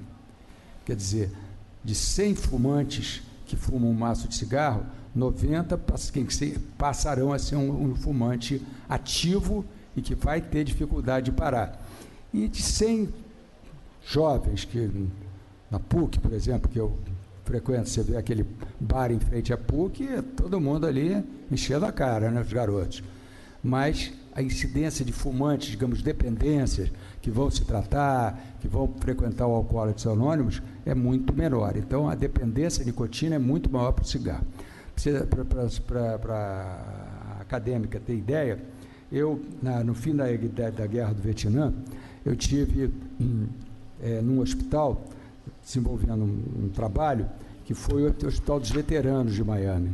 E nessa época voltavam os soldados do Vietnã com múltiplas dependências, cocaína, heroína e tabaco. Existiam grupos para parar a heroína, cocaína e tabaco. O percentual de recaída daqueles que conseguiam parar era maior no grupo de tabaco. Então, a dependência à nicotina é uma dependência realmente difícil. E a vantagem é que tem poucos, digamos assim, efeitos colaterais para a sociedade em si. Né? Quer dizer, é diferente do fumante, que paga mico, né? Faz vergonha, cai na rua, bate com o carro, diz coisas que não devia dizer, toma atitudes que não devia tomar. E a nicotina tem essa vantagem, digamos assim, midiática, de que a curto prazo ele não cria problema nenhum. Eu sempre faço para os meus clientes, o fumante, ele passa, começando a fumar com uma média do brasileiro, em torno de 13 a 15 anos de idade, ele passa 20 anos só tendo prazer. Passa mais 10 anos tendo prazer e tendo desprazer. E daí para frente, praticamente, passa a ter muito mais desprazer do que prazer. Muito obrigado, professor Barros Franco. Há uma pergunta aqui do nosso presidente em exercício. Eu, na realidade, vou tentar só complementar a parte do álcool. Eu passei a vida inteira estudando a relação do álcool com o organismo, nas suas formas maléficas. Todas as teses em Pancras foi no alcoolismo. O que eu vejo? Eu concordo totalmente contigo. Absolutamente. O jovem hoje fuma menos e bebe, eu acho que mais. Todo mundo já bebeu a vida inteira. O álcool é uma droga muito acessível, muito barata, ela socializa. Esse é o aspecto talvez mais... Né, ninguém se reúne para fumar, mas todo mundo se reúne para beber. Isso é um fato que desinibe e socializa, é muito importante. E é muito raro você ter um jovem, não é raro, é incomum, que se torne um viciado como em cigarro. Né? Quando ele... É isso que o Barros Franco falou, quando ele se torna dependente de cigarro, ele fica dependente mesmo. Então, é 90%. O álcool não. Ele bebe sábado e domingo, ou sexta e sábado, que é o principal, depois ele vai beber na quarta-feira, porque é dia do jogo do time que ele torce, reúne os amigos e só volta na sexta e sábado, não é todo dia. Né? O cigarro permite que você fume em qualquer ambiente, quer dizer, permitia, né? Você vai para a faculdade, fuma no pátio e tal, então é mais fácil se viciar no cigarro.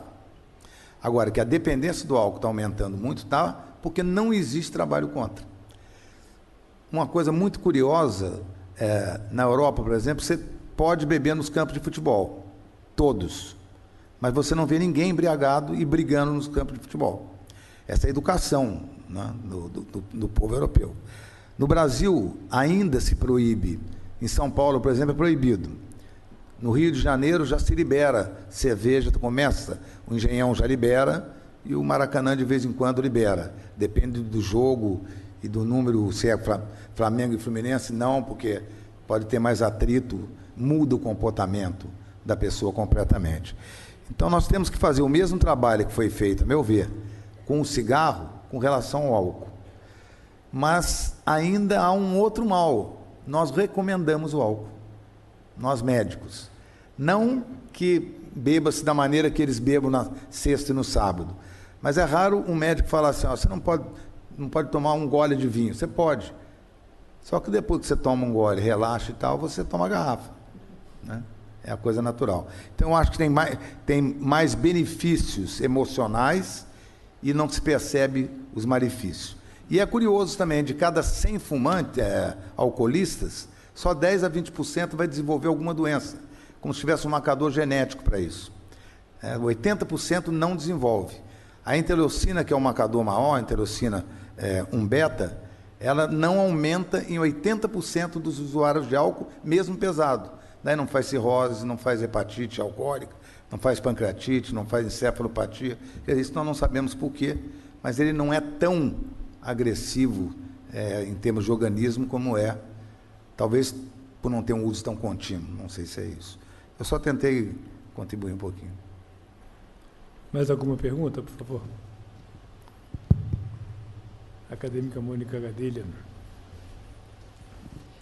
Eu agradeço as respostas e eu queria realmente dar parabéns para todo mundo que trabalhou nessa questão do antitabagismo, porque é uma coisa assim que é impressionante a diferença, e como o acadêmico Barros Franco falou, quando a gente vai para a Europa, a gente vê uma diferença enorme, chega a incomodar a gente que mora no Brasil.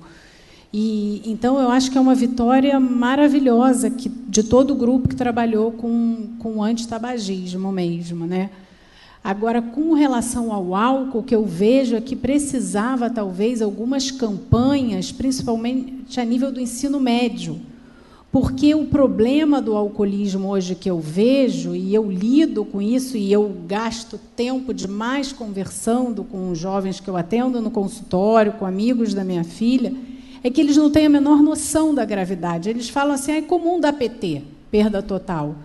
Então, para eles, o PT numa festa, apagar, de ir para o hospital em coma, eles falam, mas isso todo mundo faz. Isso é parte.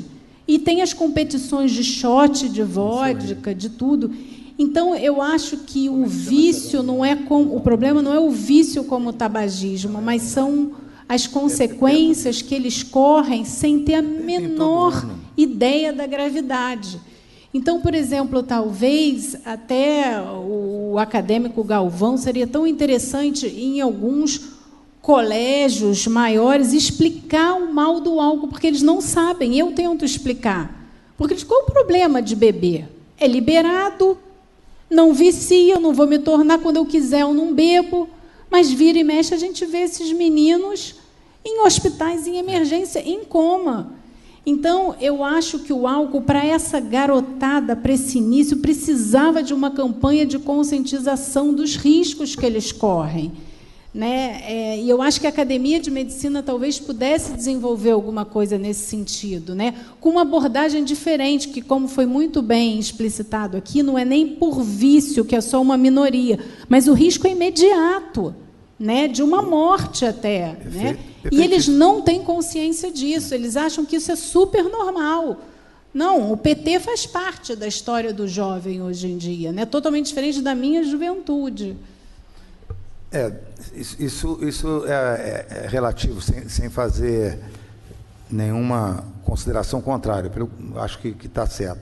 E associa-se a isso que a morte violenta tem o álcool envolvido em 90% delas. Acidente de carro é altíssimo.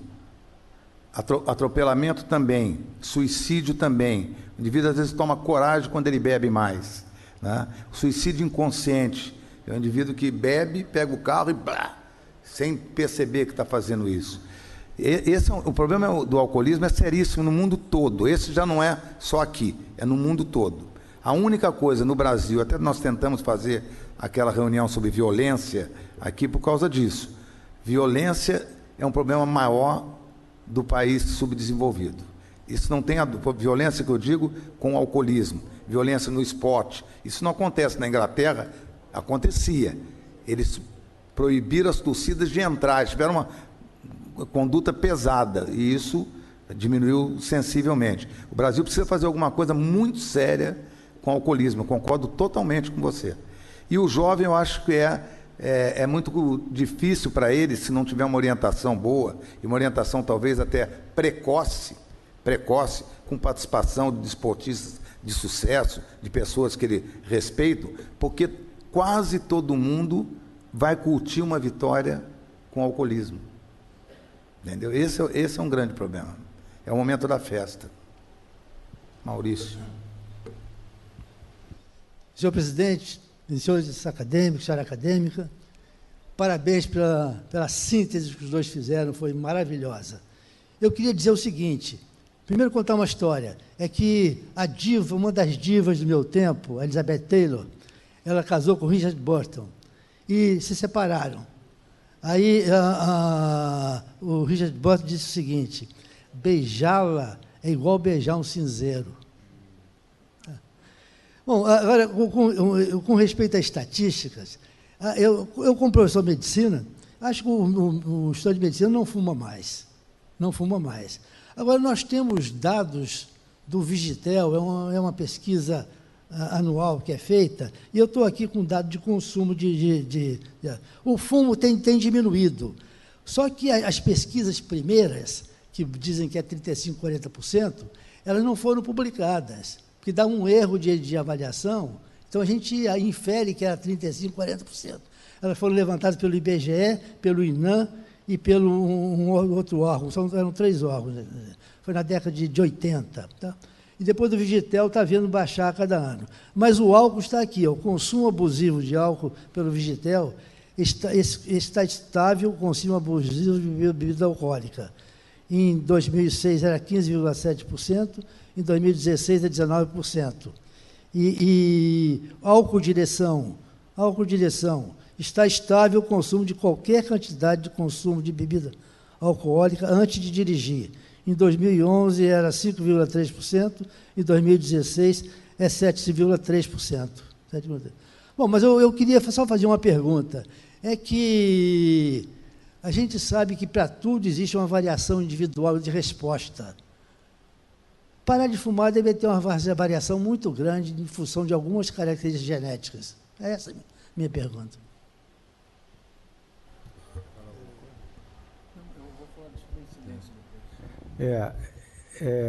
O senhor tem toda a razão. Esse é um ponto importantíssimo, né? Existem características muito pessoais e, digamos, psíquicas, mas várias características orgânicas. Quer dizer, existem os chamados metabolizadores rápidos, os metabolizadores lentos, e isso modifica muito, inclusive, a forma de tratamento com reposição de nicotina. Existe um percentual, de todos nós, talvez se aproxime em torno de 10%, que são os indivíduos que não fazem dependência ao cigarro. E esse percentual de pessoas, ele é aquele que pode pegar o maço de cigarro, tirar do bolso, jogar na lata de lixo, no dia seguinte não fumar mais nada e praticamente não sentir nada orgânico, ele sente uma dependência, uma falta do companheiro de toda hora. E esse é uma pessoa muito perigosa quando se faz o tratamento do tabagismo, e que se faz uma terapia de grupo, o que é uma coisa muito comum lá no Fundão. O Alberto é um expert nessa área. Porque esse indivíduo, se faz parte de uma terapia de grupo, quando se reúne, cada um mostra as suas dificuldades, um que não conseguiu parar, outro que conseguiu, mas está sofrendo muito, esse indivíduo se pergunta, logo, se levanta e logo diz: vocês são muito frouxos, eu parei logo. Isso desestrutura todo o projeto do grupo. Essa pessoa tem que ser retirada e posta num grupo, num tratamento separado. Mas é absolutamente verdadeiro. Essa dependência depende, aliás, como qualquer dependência, o professor Reutz talvez possa depois dar uma contribuição como especialista que é, como toda dependência, é uma coisa que é muito pessoal, realmente.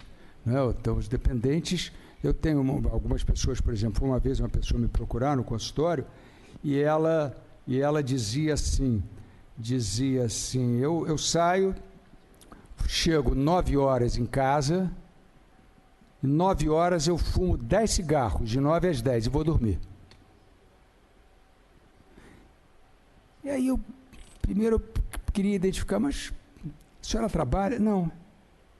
Eu perguntei, por que a senhora chega às 9 horas em casa?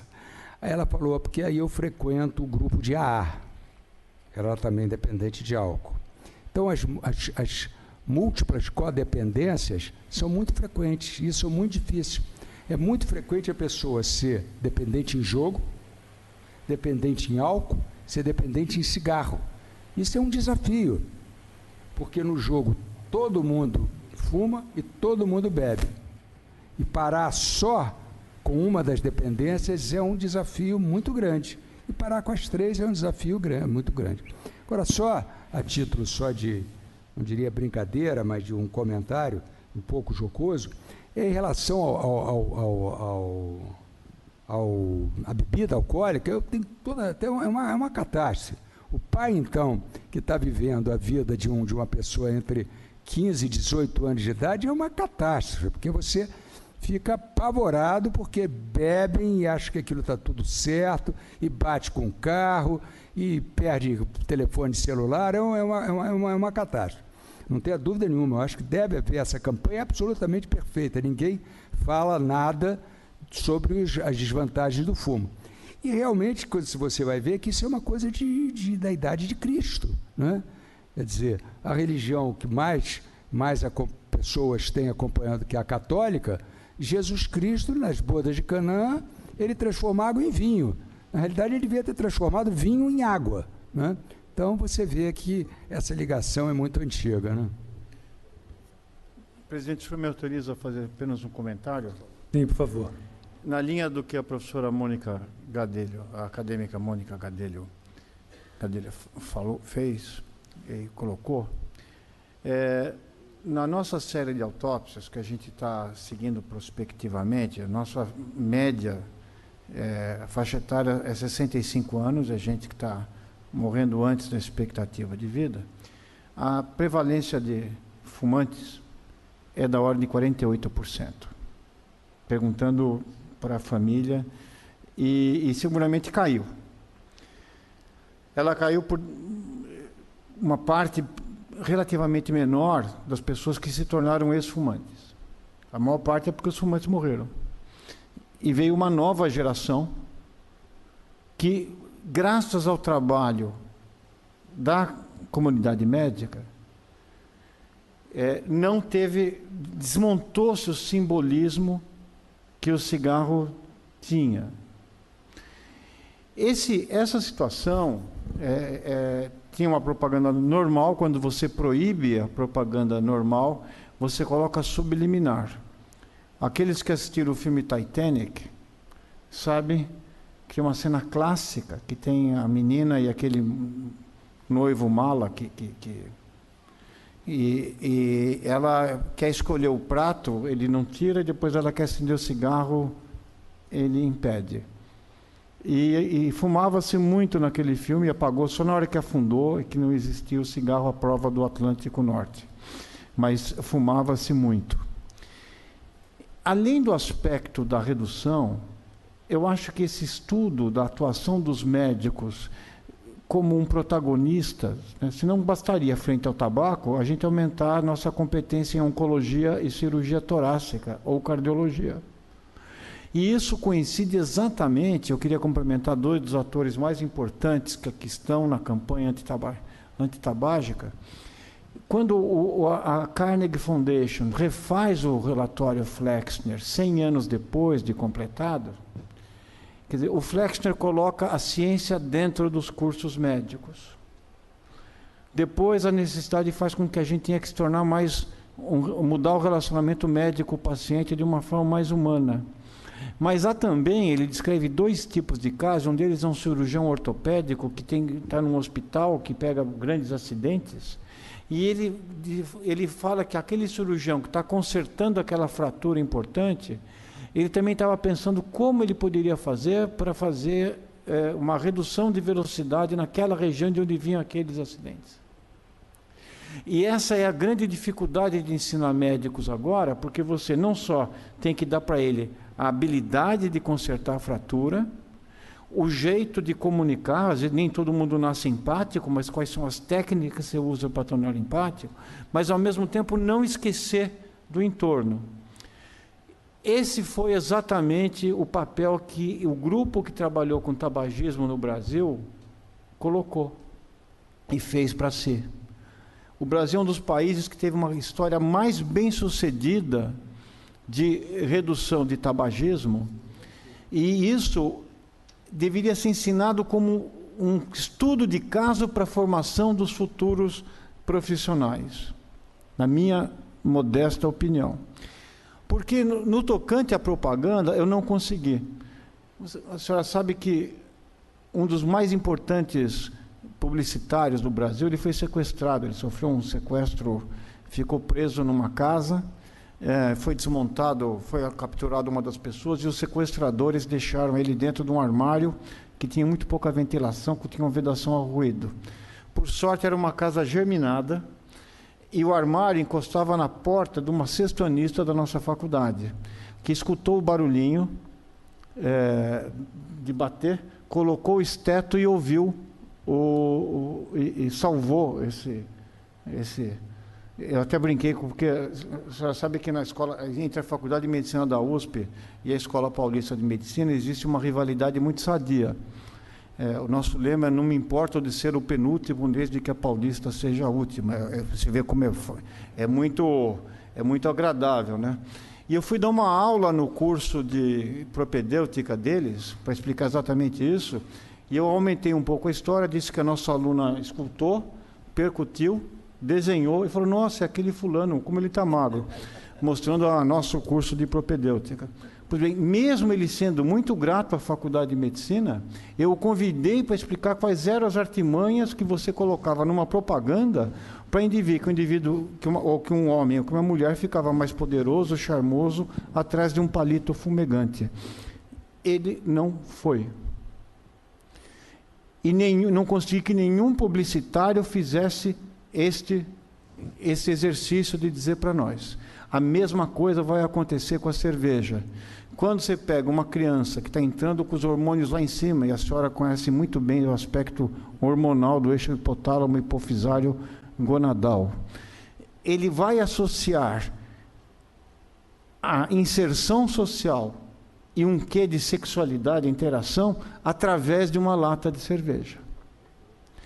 Portanto, é muito oportuno a ideia de se desglamorizar um pouco essa atração, porque é impossível um jovem hoje resistir.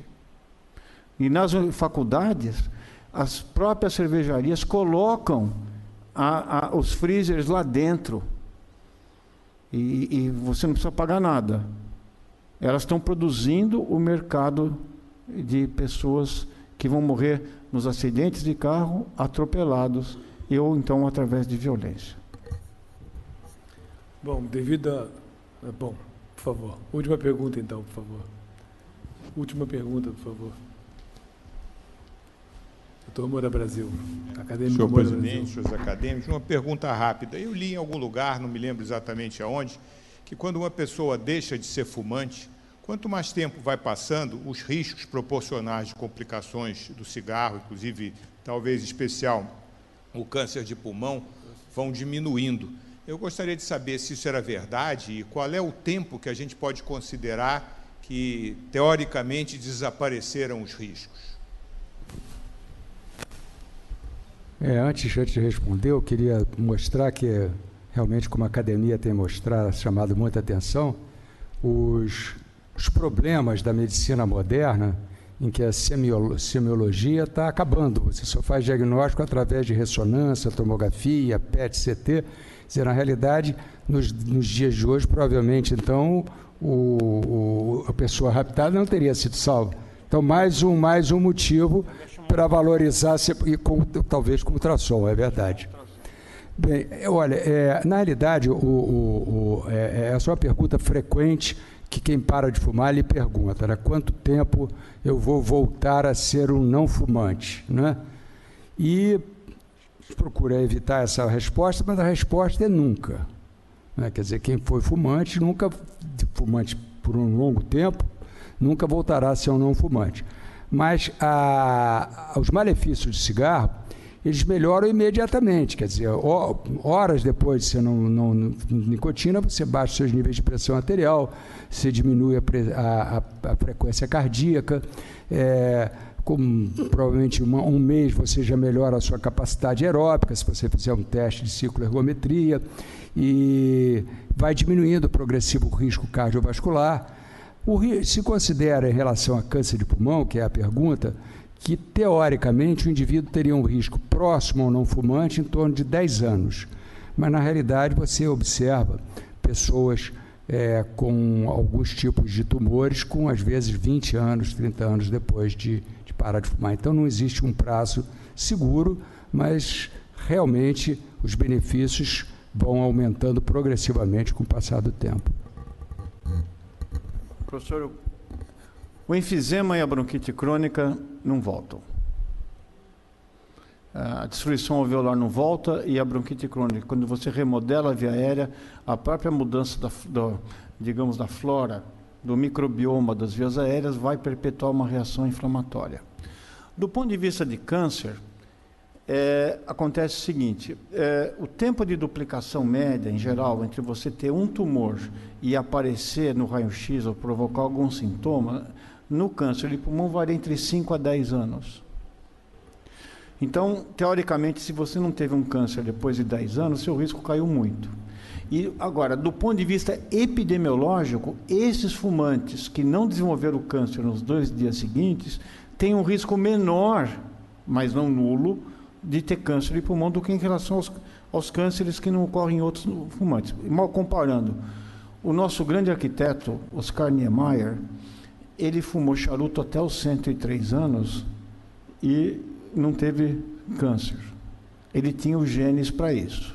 Então, ele mostrou que ele tinha um mecanismo de reparo, ou um sistema de imunidade celular, que aguentou muito bem esse estrago.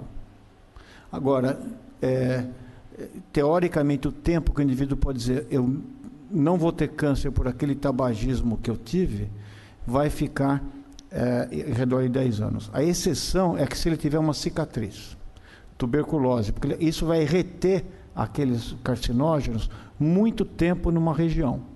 E, portanto, ele vai ter constantemente um foco de acúmulo de material carcinogênico, principalmente metais pesados que não são reciclados. O cádmio é o mais importante para isso.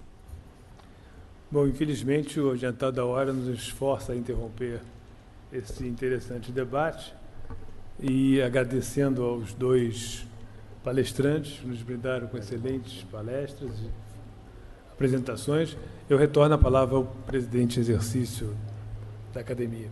Isso. Ao encerrar a sessão, eu anuncio que dia 2 não tem sessão e no dia 9 de novembro de 2017 nós teremos um simpósio muito bom sobre o uso e a produção de biológicos no Brasil. É um tema muito atual, que será coordenado pela acadêmica Eliette Busquelat e Marcelo Bacinski. Então, os convido para o dia 9 de novembro para prestigiar ainda mais nossa casa. Às 15 horas. Abertura às 15 horas. Então, bom final de semana a todos, tudo de bom.